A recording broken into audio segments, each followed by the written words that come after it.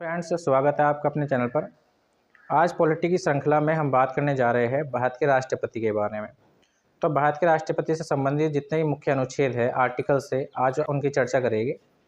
तो चलिए देखते हैं कि भारत के राष्ट्रपति से संबंधित भारत का संविधान क्या क्या प्राविधान करता है। तो सबसे पहले हम बात करते हैं अनुच्छेद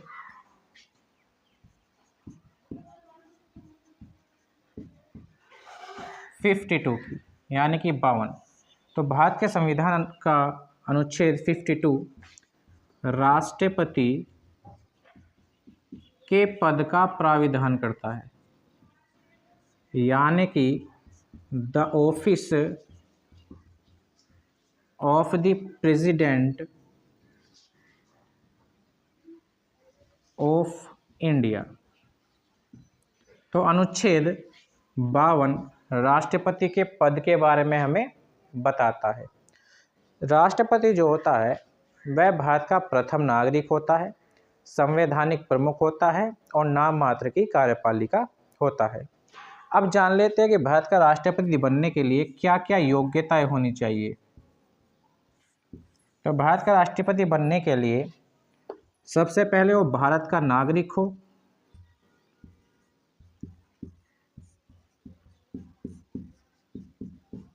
भारत का नागरिक होना चाहिए। दूसरा, 35 वर्ष या इससे अधिक आयु का हो।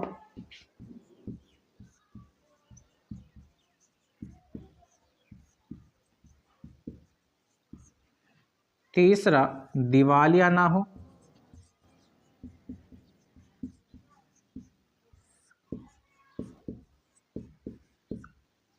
मानसिक रूप से स्वस्थ हो, मानसिक और शारीरिक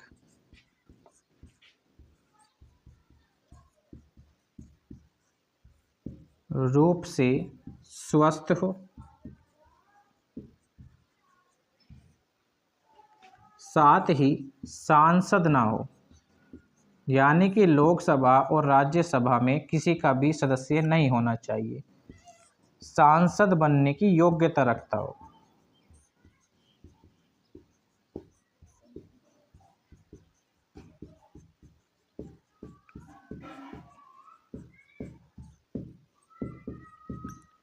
तो अगर भारत के राष्ट्रपति की योग्यता की बात करें तो भारत का नागरिक होना चाहिए, 35 वर्ष या उससे अधिक आयु का होना चाहिए, दिवालिया नहीं होना चाहिए, मानसिक और शारीरिक रूप से स्वस्थ होना चाहिए, सांसद नहीं होना चाहिए, यानी कि लोकसभा और राज्यसभा में किसी भी सदन का सदस्य नहीं होना चाहिए, लेकिन सांसद बनने की योग्यता रखता हो।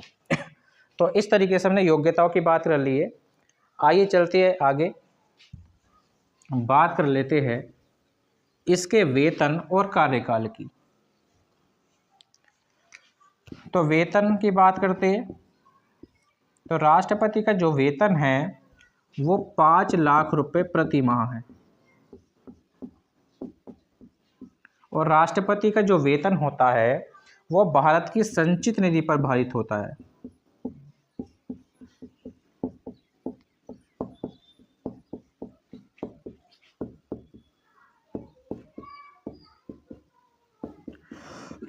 इसका क्या मतलब हुआ, यानी कि आपातकाल के जब आपातकाल लगता है अनुच्छेद 368 के तहत वित्तीय आपातकाल, उसी समय राष्ट्रपति की जो वेतन होगा उसको कम किया जा सकता है। इसके अलावा जब तक वह अपने पद पर है तब तक उनका वेतन कम नहीं किया जा सकता है। तो वेतन कितना होगा, 5 लाख रुपए होगा, भारत की संचित निधि पर भारित होगा और उनके कार्यकाल के दौरान उनके वेतन को कम नहीं किया जाएगा। लेकिन अनुच्छेद 360 के तहत यदि वित्तीय आपातकाल लगता है तब राष्ट्रपति के वेतन में कटौती की जा सकती है। अब बात कर लेते हैं इनके कार्यकाल की। तो राष्ट्रपति का जो कार्यकाल होता है वो 5 वर्षों तक होता है, यानी कि जिस समय वे शपथ लेते हैं उसकी काउंटिंग करते हुए अगले 5 साल तक वे अपने पद पर बने रहते हैं। अब हम बात कर लेते हैं आगे की। तो अनुच्छेद 53 की बात करते हैं। यह राष्ट्रपति की प्रशासनिक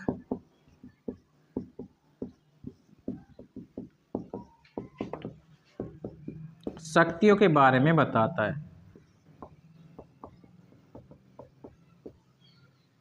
यानी कि संघ की कार्यपालिका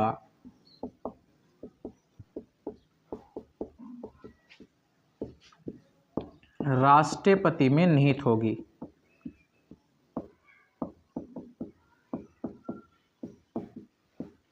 तो भारतीय संविधान का अनुच्छेद 53 राष्ट्रपति की प्रशासनिक शक्तियों के बारे में बताता है और यह बताता है कि संघ की जो कार्यपालिका से संबंधित शक्तियां होगी वो राष्ट्रपति में निहित होगी। अब बात कर लेते हैं अनुच्छेद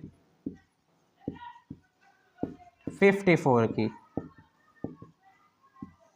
तो यह राष्ट्रपति से संबंधित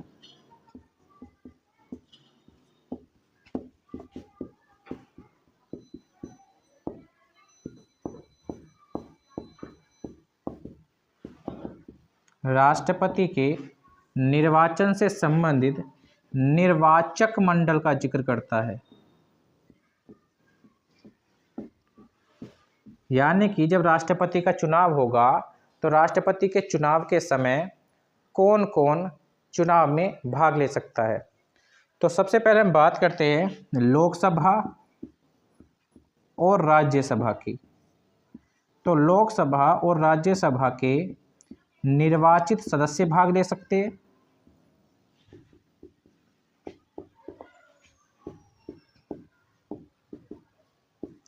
राज्य विधानसभाओं के निर्वाचित सदस्य भाग ले सकते हैं।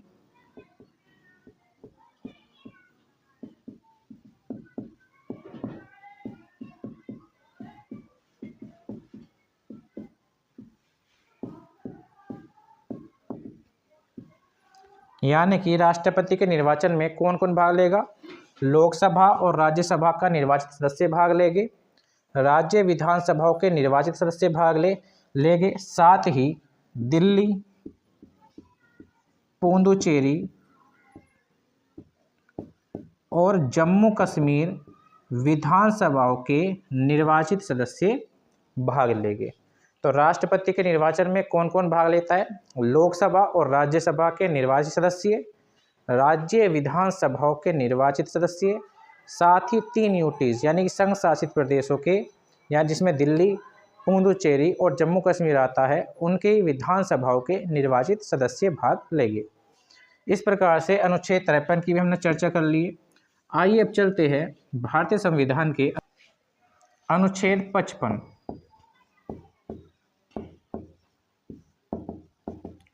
तो अनुच्छेद 55 राष्ट्रपति के निर्वाचन की प्रक्रिया बताता है।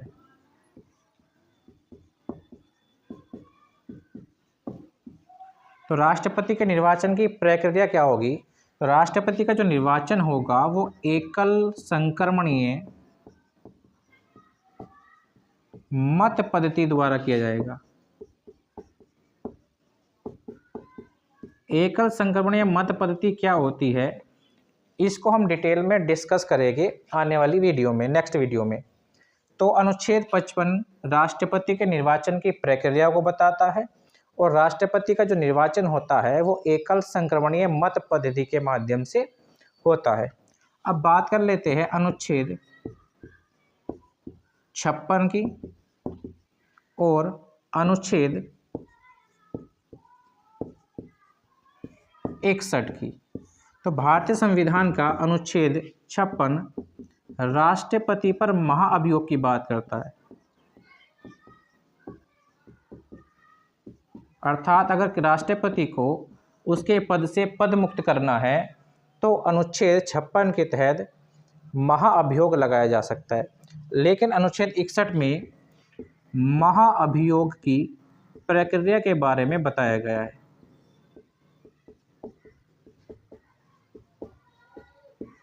इसका तो इस तरीके से अनुच्छेद 56 जो है वो राष्ट्रपति पर महाभियोग की बात करता है, लेकिन अनुच्छेद 61 राष्ट्रपति पर लगने वाले महाअभियोग की प्रक्रिया क्या होगी इसके बारे में बताता है। देखिए, राष्ट्रपति जो होते हैं वो अपने पद से कई तरीके से पद मुक्त हो सकते हैं। जैसे यदि उनका कार्यकाल 5 वर्षों तक पूरा हो जाए तब वे अपने पद से पदमुक्त हो जाएंगे और उनका दोबारा से निर्वाचन किया जा सकता है। इसके अलावा मृत्यु होने पर अपने पद से पदमुक्त हो सकते हैं, महाभियोग के माध्यम से होते हैं, यदि निर्वाचन रद्द हो जाता है तो उसके माध्यम से भी हो सकते हैं।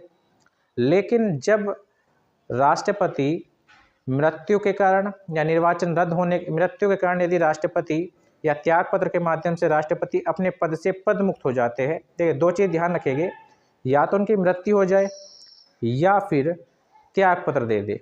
इन दोनों कंडीशनों में यदि राष्ट्रपति अपने पद से पदमुक्त हो जाते हैं तो 6 महीने के भीतर चुनाव कराने होंगे और नए राष्ट्रपति की नियुक्ति करनी होती है। यदि राष्ट्रपति अपने पद पर नहीं है तो उनका कार्यकाल उपराष्ट्रपति संभालेंगे। यदि उपराष्ट्रपति भी अपने पद पर नहीं है तो उनका कार्यकाल CJI यानी कि चीफ जस्टिस ऑफ इंडिया संभालेंगे। यदि CJI भी नहीं है तो सुप्रीम कोर्ट का कोई वरिष्ठतम जो जज होंगे वे उसके कार्य को संभालेंगे। इस कार्यकाल के दौरान उनके जो वेतन होते हैं या जो भत्ते होते हैं वो राष्ट्रपति का ही मिलता है, लेकिन पेंशन राष्ट्रपति की नहीं मिलती है। तो इस प्रकार से हमने अनुच्छेद 61 को देख लिया है। अब बात करते हैं अनुच्छेद 74 क्लोज 1 की। तो भारतीय संविधान का अनुच्छेद 74 क्लोज 1 कहता है कि राष्ट्रपति को सलाह और परामर्श देने के लिए एक मंत्री परिषद का गठन किया जाएगा जिसका मुखिया प्रधानमंत्री होगा। तो क्या बात करता है मंत्री परिषद के गठन की, जो कि राष्ट्रपति को सलाह देगी और राष्ट्रपति से परामर्श करेगी। आगे हम बात कर लेते हैं अनुच्छेद 72 की 72 की। तो अनुच्छेद 72 में राष्ट्रपति की क्षमादान की शक्ति है।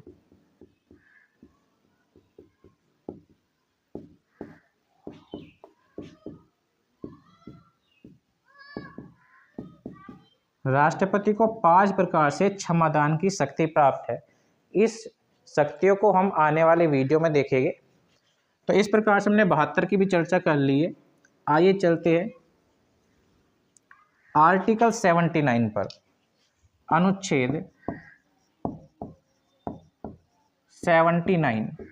तो भारतीय संविधान का अनुच्छेद 79 राष्ट्रपति की विधायी शक्ति के बारे में बताता है कि राष्ट्रपति की जो विधायी शक्ति होगी वो किस प्रकार की होगी। हम जानते हैं कि जो संसद होगी, संसद है, संसद में 3 अंग होते हैं, जिसमें लोकसभा होता है, जिसमें राज्यसभा है और राष्ट्रपति महोदय या महोदया है। तो ये संसद के 3 अंग होते हैं, 3 अंग है संसद के। लेकिन लोकसभा और राज्यसभा क्या है, 2 सदन है। तो संसद के 3 अंग कौन कौन से? लोकसभा है, राज्यसभा है और राष्ट्रपति है। लेकिन सदन कौन कौन से है? लोकसभा और राज्यसभा। तो अनुच्छेद 79 राष्ट्रपति की विधायी शक्ति के बारे में हमें बताता है। विधायी शक्ति के बारे में आने वाली वीडियो में समझेंगे। अब बात कर लेते हैं अनुच्छेद 80 की। तो भारतीय संविधान का अनुच्छेद 80 प्रावधान करता है कि राष्ट्रपति 12 सदस्यों को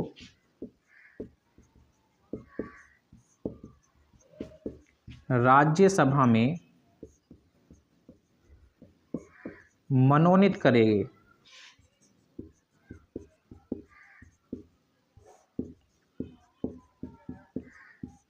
अब ये क्षेत्र कौन कौन से हो सकते हैं जिससे 12 सदस्य राज्यसभा में राष्ट्रपति द्वारा मनोनीत किए जाते हैं?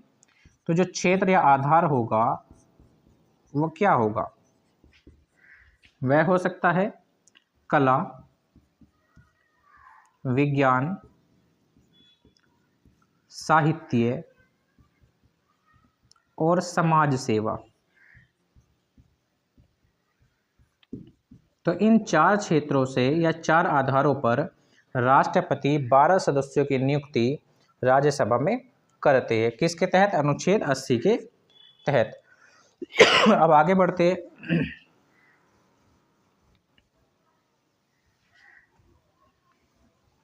अब हम बात कर लेते हैं अनुच्छेद 111 की। अनुच्छेद 111 में राष्ट्रपति को वीटो की शक्ति प्राप्त है।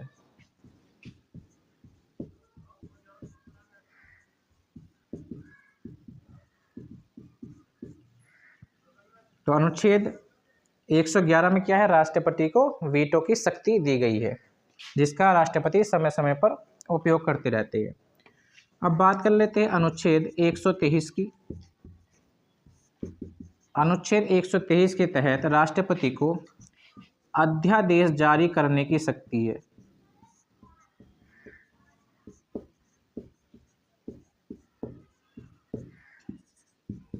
अब अध्यादेश क्या होता है, जब लोकसभा या राज्यसभा में किसी भी सभा का सदन नहीं चल रहा होता है, सदन या सत्र नहीं चल रहा होता है, क्योंकि राज्यसभा क्या होती है, एक स्थायी सदन है।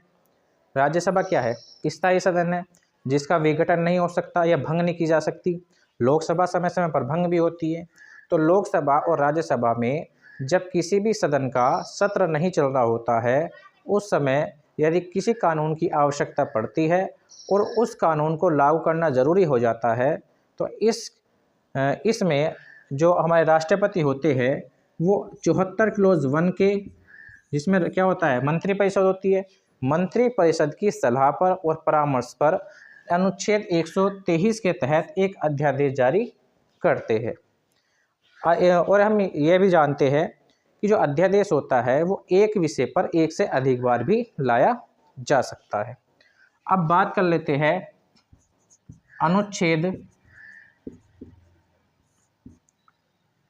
123 का तो जिक्र हमने कर लिया है। अब हम बात करते हैं अनुच्छेद 352, 356 और 360 की।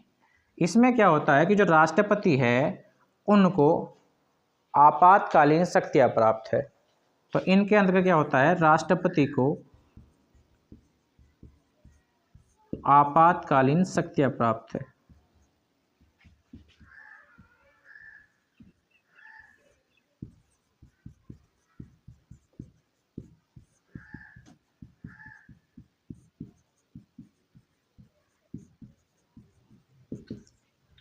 अब जान लेते हैं 352 कब लगता है। 352 नेशनल इमरजेंसी में लगता है। यदि देश में कोई बाह्य आक्रमण हो जाता है, गृह युद्ध की स्थिति आ जाती है या सशस्त्र विद्रोह शुरू हो जाता है, तब इस कंडीशन में अनुच्छेद 352 के तहत राष्ट्रपति नेशनल इमरजेंसी लगाते हैं। अनुच्छेद 356 में प्रेसिडेंट रूल आता है, यानी कि अगर राज्य संवैधानिक तरीके से अपना काम नहीं कर रहे होते हैं, तब अनुच्छेद 356 के तहत राज्य में प्रेसिडेंट रूल लगाया जाता है, यानी कि राष्ट्रपति शासन लगाया जाता है। अब बात कर लेते हैं अनुच्छेद 360 की। तो वित्तीय आपातकाल से संबंधित होता है, यानी देश में वित्त की अस्थिरता उत्पन्न हो जाए तब अनुच्छेद 360 के तहत राष्ट्रपति को अधिकार है कि वे वित्तीय आपातकाल लगा दे। अब इस वित्तीय आपातकाल में क्या होता है कि वित्त से संबंधित जितने भी कार्य होते हैं उनमें कहीं ना कहीं प्रॉब्लम्स आ जाती है, या वित्त की अस्थिरता उत्पन्न हो जाती है, या वित्त की विश्वसनीयता कमज़ोर हो जाती है। तो 360 किससे है संबंधित है, वित्तीय आपातकाल से संबंधित है। और भारत में आज तक वित्तीय आपातकाल एक भी बार नहीं लगाया गया है, जबकि अनुच्छेद 352 के तहत 3 बार नेशनल इमरजेंसी लगाई जा चुकी है। लेकिन अनुच्छेद 360 के तहत वित्तीय आपातकाल नहीं लगाया गया। हालांकि एक बार चर्चा हुई थी 1990 के आसपास, जब वित्तीय आपातकाल लगाने की स्थिति आ गई थी। उसी समय पर एलपीजी लाया गया था, जिसमें निजीकरण किया गया। तो एलपीजी वहाँ पर लागू किए गए थे, इसलिए वित्तीय आपातकाल से हम उस समय पर बच गए थे। अभी तक भारत में इसको लगाया नहीं गया। तो इस प्रकार से हमने राष्ट्रपति की जो विभिन्न प्रकार की शक्तियाँ है, या राष्ट्रपति का किस प्रकार से पद होता है, निर्वाचक मंडल क्या होता है, किस प्रकार से उनको वीटो की शक्ति मिली हुई है, अध्यादेश की शक्ति मिली हुई है, जो मुख्य मुख्य आर्टिकल्स थे उनकी चर्चा कर ली है। अब मिलते हैं हम एक नेक्स्ट वीडियो में, तब तक के लिए थैंक यू।